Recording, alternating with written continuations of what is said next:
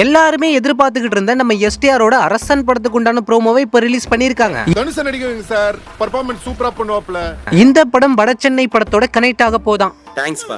இதை இந்த ப்ரோமோல கன்ஃபார்ம் பண்ணது மட்டும் இல்லாம வட சென்னை படத்தை கனெக்ட் பண்ற விதமா நிறைய டீடைல்ஸ் விட்டு வச்சுட்டும் போயிருக்காங்க.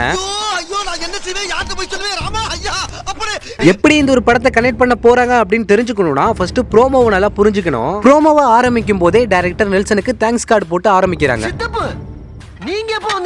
இந்த படத்துல எஸ்டிஆரோட கேரக்டர் எடுத்துக்கிட்டீங்கன்னா அரசன் தான் இந்த படத்துல இவரோட பேர். ப்ரோமோவோட ஸ்டார்டிங்ல ஒரு கோர்ட்டுக்கு வெளியில நம்ம எஸ்டிஆர் நிக்கிற மாதிரி காட்டுறாங்க. நம்ம எஸ்டிஆருக்கு ஆப்போசிட்ல டைரக்டர் நெல்சன் நிக்கிறாரு. இந்த ப்ரோமோலயுமே இவர் வெறும் டைரக்டர் தான். சோ நம்ம எஸ்டிஆர் கிட்ட ஒரு படம் பண்ண போறதுக்கான ஒரு கதையை கேட்கிறாரு. நம்ம எஸ்டிஆரும் ஆரம்பிக்கலாமா அப்படின்னு சொல்லி அவரோட கதையை சொல்ல ஆரம்பிக்கிறாரு. நான் சொல்ல போற விஷயம் எல்லாம் உண்மை, ஆனா அதை அப்படியே போட்டுறாதீங்க. இந்த படம் ஆரம்பிக்கும் போது ஒண்ணு போடுவாங்கல்ல, இது முழுக்க முழுக்க கற்பனை அப்படின்னு போட்டுக்கோங்க அப்படின்னு சொல்லும்போது ப்ரோமோலயுமே டிஸ்க்ளைமர் வர ஆரம்பிக்குது. இதுக்கப்புறமா நம்ம எஸ்டிஆர் என்ன சொல்றாருன்னா, நான் இந்த ஒரு உண்மையை சொல்ல போக நீங்க இந்த ஒரு படத்தை எடுத்து இந்த விஷயம் வெளியில தெரிஞ்சிச்சுன்னா நம்மள மாதிரியான இன்னசென்ட் மட்டும் இல்ல, பெரிய பெரிய போலீஸ்காரங்க, வக்கீலுங்க, அரசியல்வாதிகள், ஜட்ஜி வரைக்கும் உள்ள போக வேண்டிய நிலைமை வரும்னு நம்ம எஸ்டிஆர் சொல்றாரு. அப்போ மறுபடியுமே இந்த ப்ரோமோல ஒரு டிஸ்க்ளைமர் வருது. இந்த கதையில நடக்கக்கூடிய சம்பவங்கள் எல்லாமே கற்பனையானவை தானா, யாரோட ரியல் பேஸ் ஸ்டோரியும் எடுக்கல அப்படின்னு வெற்றிமாறன் சொல்லாம சொல்லியிருப்பாரு. இதுக்கப்புறம் வக்கீல் ஒருத்தவர் நம்ம எஸ்டிஆரை கூப்பிடுறாங்க. இவருமே பரபரப்பா ஓடுறாரு. அப்போ திடீர்னு ஸ்டாப் ஆகி நம்ம எஸ்டிஆர் நெல்சனை பார்த்து என்னோட வேஷத்துல யாரு நடிக்கிறா அப்படின்னு சொல்லி கேட்க, என்னோட வேஷத்துல தனுஷன் நடிக்க வைங்க, அவர் சூப்பரா பெர்ஃபார்மன்ஸ் பண்ணுவாரு அப்படின்னு நம்ம எஸ்டிஆர் சொல்லும்போது ஃபர்ஸ்ட் டைம் யாருமே எக்ஸ்பெக்ட் பண்ணாத அளவுக்கு தனுஷ் ஃபேன்ஸுக்கும் நம்ம எஸ்டிஆர் ஃபேன்ஸுக்கும் ஒரு மிகப்பெரிய சர்ப்ரைஸை கொடுத்திருக்காரு. ஏன்னா ஏற்கனவே இவங்க ரெண்டு பேரோட படங்களை எடுத்துக்கிட்டீங்கன்னா நேர்லயுமே சரி சினிமாவிலயுமே சரி நிறைய ஆடியோ லான்ச்ல முத கொண்டு சண்டை போட்டுக்கிட்டு தான் இருப்பாங்க. பட் பர்சனலா இவங்க தனிப்பட்ட முறையில எடுத்துக்கிட்டீங்கன்னா ரொம்பவுமே பெஸ்ட் ஃப்ரெண்டு தான் இவங்க. ஆனா இவங்க ரெண்டு பேருமே ஒன்னா இணைஞ்சு படம் பண்ண போறாங்க. சோ இதுல தனுஷை மென்ஷன் பண்ணி பேசுறப்ப எல்லா ஃபேன்ஸுக்குமே ஒரு மிகப்பெரிய சர்ப்ரைஸ் தான். தனுஷன் நடிக்கிறீங்க சார், பெர்ஃபார்மன்ஸ் சூப்பரா பண்ணுவாப்ல. இதுக்கப்புறமா இவர் கோர்ட்டுக்கு பரபரப்பா உள்ள போறாரு. உள்ள போன அங்க ஜட்ஜிமே நம்ம எஸ்டிஆர் பார்த்து ஒரு கேள்வி கேக்குறாங்க. ஒரே நைட்ல 3 பேரை கொலை பண்ணிருக்கன்னு போலீஸ் மேல கேஸ் ஃபைல் பண்ணிருக்காங்க, நீ என்ன சொல்ற, உண்மையை ஒத்திக்கிறியா அப்படின்னு சொல்லி கேட்கும்போது, நான் இந்த ஒரு கொலையை பண்ணல, இவங்க தான் பொய் கேஸ் போட்டு இந்த கூண்டுல என்ன நிக்க வச்சுட்டாங்க. கொலை நடந்த டைம்ல நான் ஊருக்குள்ளேயே இல்ல, நான் என்னோட ஃப்ரெண்ட்ஸ் கூட எல்லாம் சேர்ந்து கேப்டன் பிரபாகரனோட படம் பார்க்க போயிருந்தேன்னு சொல்லியிருப்பாரு. அவர் இப்படி சொல்லிக்கிட்டே இருக்க பிளாஷ்பேக் கொஞ்சம் கொஞ்சமா ரிவீல் பண்ணிட்டு இருக்காங்க.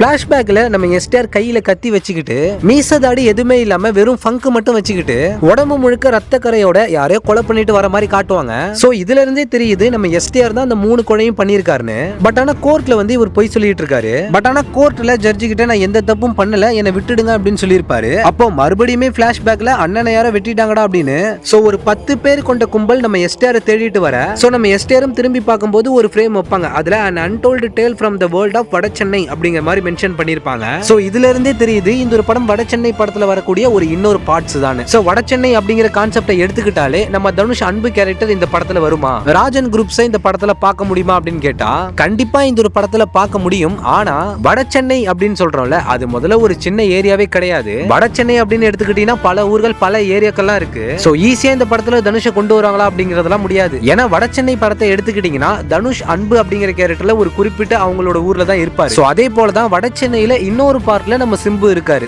இந்த படத்தோட டைம் லைனும் வட சென்னை படத்தோட டைம் லைனும் ஏறக்குற ஒன்னா தான் இருக்கும். இப்ப அரசன் படத்தோட பிளாஷ்பேக்ல மீசதாடியெல்லாம் வலிச்சிட்டு ஃபங்க் ஹேர் ஸ்டைல் தான் வச்சிருப்பாரு. அப்போ எஸ்டிஆர் என்ன போய் சொல்லுவார்னா, கேப்டன் பிரபாகரனோட படத்துக்கு ஃப்ரெண்ட்ஸ் எல்லாம் ஒன்னா போனோம் அப்படின்னு சொல்லியிருப்பாரு. சோ அந்த ஒரு படத்தை ஃப்ரெண்ட்ஸ் எல்லாம் சேர்ந்து தியேட்டர்ல பாக்குறாங்கன்னா அந்த படம் 1991 தான் ரிலீஸ் ஆயிருக்கு. இதே டைம் லைன்ல இதே ஹேர் கட்ல இதே லுக்ல தான் தனுஷ் வட சென்னை படத்துல போர்டு விளையாட ஆரம்பிச்சிருப்பாரு. வட சென்னை படத்தை பொறுத்த வரைக்கும் அன்பு அப்படிங்கிற கேரக்டர் கத்தி எடுக்கிறதுக்கு ரொம்ப வருஷம் ஆயிடுச்சு. ஆனா யங் ஏஜ்ல தனுஷ் போர்டு விளையாடுற அந்த ஏஜ்லயே இங்க நம்ம எஸ்டிஆர் அதே டைம் லைன்ல கத்தியெல்லாம் எடுத்து 3 கொலை பண்ணிருப்பாரு. சோ வட சென்னையை மென்ஷன் பண்ணாம இருந்தா கூட கண்டிப்பா இந்த ஒரு பேச்சு இருக்காது. ஆனா டைரக்டர் வெற்றிமாறன் இந்த ஒரு படத்தை வட சென்னை படத்தோட தான் முடிச்சு போட பாக்குறாரு. சோ அதனால அரசன் படத்துல அன்பு அப்படிங்கிற கேரக்டர் இந்த ஒரு படத்துல வரலனாலும் கண்டிப்பா ராஜன் குரூப்ஸ்ல யாராச்சும் இந்த அரசன் படத்துல அப்பியரன்ஸ் ஆக வாய்ப்பு. ஏன்னா நம்ம எஸ்டிஆருக்கு ராஜன் குரூப்ஸ்ல இருக்கிற குணா, வேலு, செந்தில், மணி யாரு கூட காச்சும் ஏதாவது ஒரு தொடர்பு இருக்கலாம். எனக்கு பர்சனலா ஒரு டவுட் இருக்கு, அதை நீங்க தான் கமெண்ட்ல சொல்லணும்.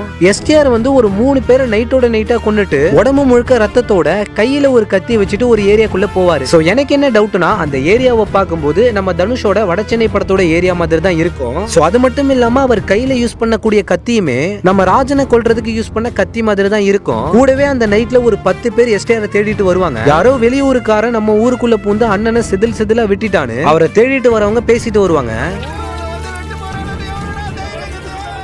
சோ இதையெல்லாம் வச்சு பார்க்கும்போது ஒருவேளை நம்ம எஸ்டிஆர் அவரோட ஊர்ல இருந்து நம்ம தனுஷோட வடசென்னை ஏரியாவுக்கு வந்து அங்க வந்து ஒரு 3 பேரை கொலை பண்ணிருப்பாரு அப்படிங்கிற டவுட் தான் எனக்கு ஓடுது. மத்தபடி இதுதான் நடக்கும் அப்படின்னு சொல்ல வரல, எனக்கு இது ஒரு டவுட் ஓடிட்டு இருந்துச்சு. இது உண்மையா இருக்கலாமா அப்படிங்கறது மட்டும் கொஞ்சம் கமெண்ட் பண்ணுங்க.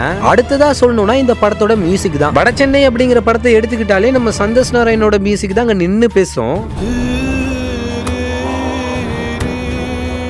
ஆனா இந்த அரசன் படத்துல அனிருத் ரவிச்சந்திரன் தான் மியூசிக் பண்ண போறாரு. சோ இந்த ஒரு படத்தை வடசென்னை ரிலேட்டடா எடுக்க போறதா இருந்தா எனக்கு தெரிஞ்சவரை சந்தோஷ் நாராயணன் கிட்ட கொடுத்துருக்கலாம். பட் இருந்தாலும் இந்த அரசன் படத்தோட ப்ரோமோல நம்ம அனிருத்தோட மியூசிக் உண்மையிலே வேற மாதிரி தான் இருந்துச்சு.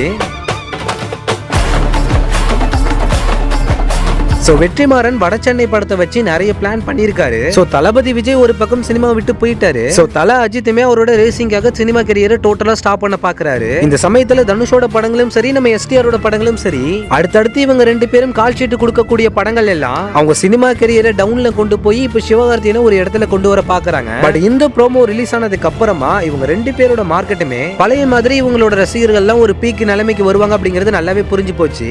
சோ நீங்க இந்த அரசன் படத்தோட ப்ரோமோவை பார்த்த வரைக்கும் உங்களோட எதிர்பார்ப்பு எப்படி இருக்கு அப்படிங்கறத மறக்காம ஒரே கமெண்ட் பண்ணிடுங்க.